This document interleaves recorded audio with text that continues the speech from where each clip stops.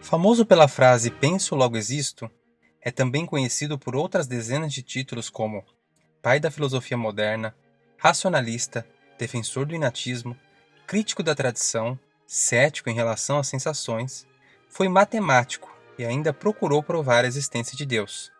Eu sou o Paulo Rafael e não deixe o gênio mal te enganar, que nesse episódio do Superleituras queremos falar sobre o grande filósofo René Descartes.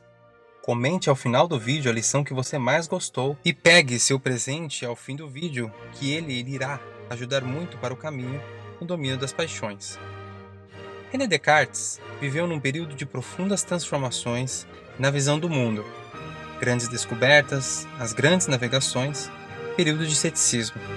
Filho de um conselheiro parlamentar da Bretanha, teve uma educação sólida estudando no colégio jesuíta em La Flèche, seguindo a chamada Ratio Studiorum. Depois se licenciou em Direito e alistou-se no exército de Maurício de Nassau, na Holanda, onde conheceu grande parte da Europa. Foi um revolucionário na área de matemática, fazendo a fusão entre a álgebra e a geometria, gerando assim a geometria analítica e também o sistema de coordenadas chamado plano cartesiano.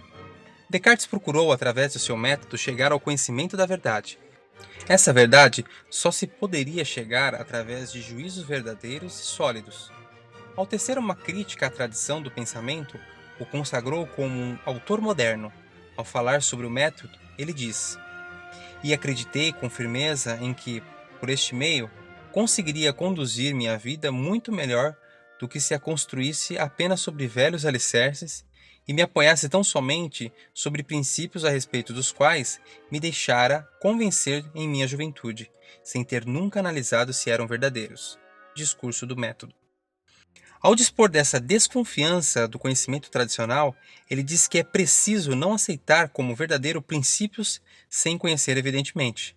Assim ele formula os 4 passos do seu método: evidência, análise, síntese e enumeração.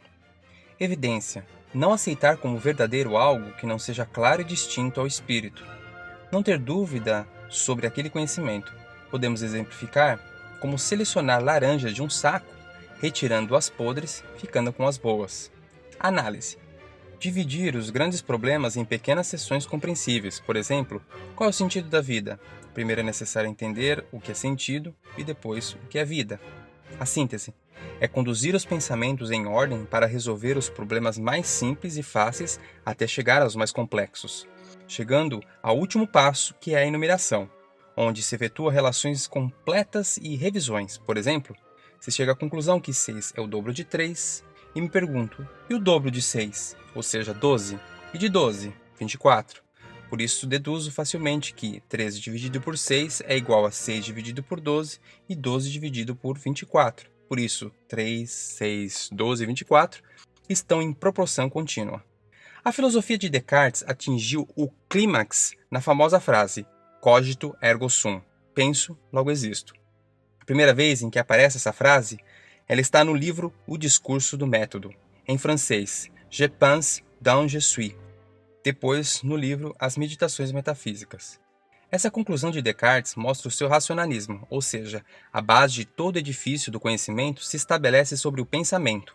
Descartes inicia as meditações falando sobre estar num quarto sozinho, perto da lareira, e então utiliza a famosa dúvida hiperbólica, ou metódica, duvidando de tudo, do mundo, dele próprio, de todas as coisas, e ele diz: "Se não tivesse essa sala, e se fosse tudo um sonho, porque os sentidos enganam, o que seria real? Bem, no sonho, 2 mais 3 é sempre 5. Então, a matemática é a certeza de todo conhecimento. Mas se houvesse um gênio maligno que me fizesse errar todas as vezes o cálculo?" Nesse momento da dúvida, Descartes afirma: "De uma coisa eu não posso duvidar, que estou duvidando. Se duvido, eu penso, e se penso, eu existo." Para lá de parecer óbvio, Descartes coloca a certeza de tudo no próprio eu, abrindo as portas para a modernidade. Uma boa lição que podemos tirar disso é entrar na sala silenciosa do nosso próprio eu, essa mente racional, conhecer os movimentos do próprio pensamento, aprender a pensar de forma ordenada, e não sair por aí emitindo opiniões sem uma séria reflexão anterior. Em 1649, Descartes terminou outra obra, As Paixões da Alma. Foi o resultado de 6 anos de correspondência com a princesa Elizabeth da Boêmia, uma alma bastante emocional e turbulenta que escreveu pedindo ajuda para controlar as suas paixões. Ele escreve explicando que as paixões são percepções ou sentimentos ou emoções da alma que se referem principalmente à própria alma e são causadas, mantidas ou reforçadas por algum movimento dos espíritos. Paixões da Alma, artigo 27. Existem 6 paixões originárias: admiração, amor, ódio, desejo, alegria e tristeza. Se fôssemos só como os animais, ou seja, só com corpo, sem alma, as paixões não seriam suficientes para regular as nossas vidas. Mas nós temos, além do corpo, a alma. Daí nasce a necessidade de julgar com a razão as paixões. As paixões não podem ser vencidas, elas precisam ser educadas através da virtude. O primeiro passo é identificá-las e depois, num exercício diário, com o método adequado, podemos tornar-nos menos ansiosos, angustiados, mais serenos e com a capacidade de tomar as decisões sem a turbulência das emoções que turvam a nossa visão da realidade. Esse é um grande mal, se não um dos maiores da nossa sociedade atual, sermos dominados pelas paixões, que diminuem profundamente a qualidade das nossas decisões e dos nossos relacionamentos. Pensando nisso, é que nós, do Superleituras, elaboramos a Escola de Pensadores, com a filosofia na prática. Lá nós procuramos, através de um método didático e claro, ajudar no passo a passo de como ordenar a sua própria vida, desde a ordem material, temporal e interior. Para começar, clique aqui ao fim do vídeo. Bem, para que esse vídeo não seja mais um vídeo, vamos procurar fazer esse mesmo processo de interiorização feito por Descartes. Primeiro, identificar em nós as paixões, saber que elas não são más, mas que o excesso é o grande problema. Existem remédios para cada uma delas, que se chamam virtudes, que orientam a nossa vida para uma vida feliz. Comente o que mais te chamou a atenção neste vídeo. Clique aqui para pegar o seu presente e ser transformado pela filosofia. Nos siga no Instagram, nas redes sociais. Um grande abraço e até breve.